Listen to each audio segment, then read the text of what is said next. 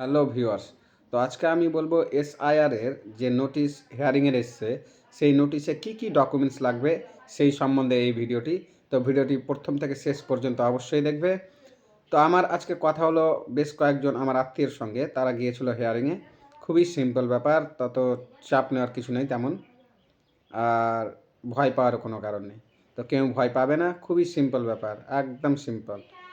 তো চলো শুরু করি ডকুমেন্টসগুলোর নাম। 1 নম্বর ডকুমেন্টস, তুমি তোমার এসআইআর এর যে নোটিশটা রয়েছে সেই নোটিশটা অবশ্যই নিয়ে যাবে। 2 নম্বর, তোমার এসআইআর ফর্ম যেটা ইলুমিনেশন ফর্ম যেটাকে বলছে, প্রথমে যেটা তোমার বিএলও তোমাকে দিয়েছিল, মানে 2টা ফর্ম দিয়েছিল, একটা তোমার কাছে ছিল আর একটা বিএলও জমা নিয়েছিল সেই ফর্মটা। আচ্ছা, সেটা হয়ে গেল। 3 নম্বর, তুমি 2002 সালের কার ভোটের লিস্ট দেখে নাম দিয়েছিলে, বাবার, মায়ের, দাদুর, নানুর, কার দেখে দিয়েছিলে সেই লিস্টের কাগজটা, সেটাতে কি করবে, যার নাম দিয়েছিলে তার নামটা সুন্দর করে নিচে দাগ দিয়ে দিবে, আন্ডারলাইন করে দিবে, চিহ্নিত করে রাখলে অবশ্যই ভালো হয়।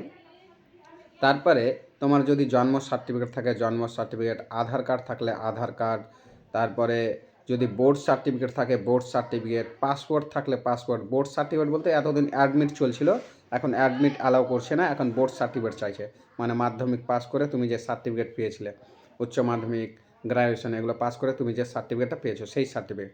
আচ্ছা, পাসপোর্ট হয়ে গেছে। ড্রাইভিং লাইসেন্স, সেটাও। রেশন কার্ড যদি থাকে রেশন কার্ডটাও নিয়ে নেবে। আর এগুলোর সঙ্গে একটা ডকুমেন্টস আরও অ্যালাউ করছে, সেটা হচ্ছে হাউস অ্যালটমেন্ট সার্টিফিকেট।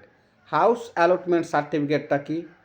তো হাউস অ্যালটমেন্ট সার্টিফিকেটটা হচ্ছে, তুমি যদি কোনো দিনও সরকারের তরফ থেকে ঘর পেয়ে থাকো, পিএম আবাস যোজনা, ইন্দিরা গান্ধী আবাস যোজনা, বেঙ্গল হাউস, এগুলো থেকে তুমি যদি ঘর পেয়ে থাকো, তাহলে অবশ্যই সেটার একটা সার্টিফিকেট আছে। এবার তুমি বলো আমি তো সার্টিফিকেট পাইনি, সার্টিফিকেট অনলাইন থেকে বের করা যায়, খুবই সহজ ব্যাপার। না পারলে আমার কাছে আসবে, আমি হেল্প করে দিব, ব্যাস। তো সেই সার্টিফিকেটটাও করে নেবে তুমি। এবার তোমার বাবা বা মায়ের, যার তুমি করেছো, যার নাম দিয়ে করেছো, তার অবশ্যই কী নেবে, ভোটার কার্ড, আধার কার্ড। ভোটার কার্ড, আধার কার্ড দুটোই নিয়ে নেবে কিন্তু। এবার কথা হচ্ছে যে যখন তুমি হিয়ারিংয়ে যাবে তখন সেখানে 3জন লোক থাকবে, একটা থাকবে তোমার বিএলও, একটা থাকবে এরও, আর একটা থাকবে কেন্দ্র সরকারের লোক। তো এআরও যেটা রয়েছে সেটা মানে কি কাজ তারাই করবে, এবং কিছু কিছু জায়গাতে সিগনেচার করবে, সেটা কিন্তু তোমার বিএলওই করবে। তো তুমি সিগনেচার 2 জায়গাতে করবে, ভুলবে না কিন্তু। একটা তোমার নোটিশে সিগনেচার করতে হবে, আর একটা তোমার সেই সই দিয়ে আসতে হবে যে প্রেজেন্ট। অবশ্যই 2 জায়গাতে এটা মানতে হবে। তোমার যতগুলো ডকুমেন্টস থাকবে সেই ডকুমেন্টসগুলোর জেরক্স করে নেবে, জেরক্সগুলোকে আলাদা রাখবে আর অরিজিনালগুলোকে আলাদা রাখবে, যাতে তোমার দেখাতে সুবিধা হয়। তো কোনো ডকুমেন্টসই তুমি ছাড়বে না, তোমার কাছে যা ডকুমেন্টস আছে সব ডকুমেন্টস তুমি রেডি করে সেখানে চলে যাবে। আর বাবা মার নামগুলো সঠিকভাবে জেনে যাবে, সেখানে কিন্তু আবার শেখ, আলী, হক এগুলো উল্টাপাল্টা বলবে না, যেটা আছে সেটাই বলবে। আর যাদেরকে জিজ্ঞাসা করা হবে যে তোমার বাবা মার কটা সন্তান, তো অবশ্যই সন্তান সংখ্যাটা সঠিক করেই বলবে। কারণ দেখা যাচ্ছে তোমার বোনেরা, তোমার ভাইরা ওরাও করেছে, আর বিভিন্ন মানে তুমি গিয়ে আলাদা বলবে, তোমার ভাই আলাদা বলবে, তাহলে কিন্তু তুমি সমস্যায় পড়বে।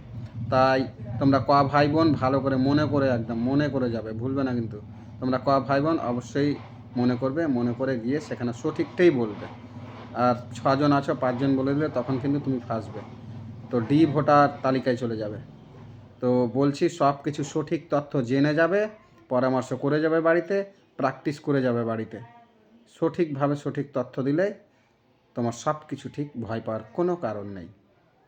ততক্ষণে বাই, টাটা, সি ইউ। আমার এই পেজটা যদি ফলো না করে থাকো অবশ্যই ফলো করে নাও, আমাকে সাপোর্ট করো, লাইক করো, শেয়ার করো।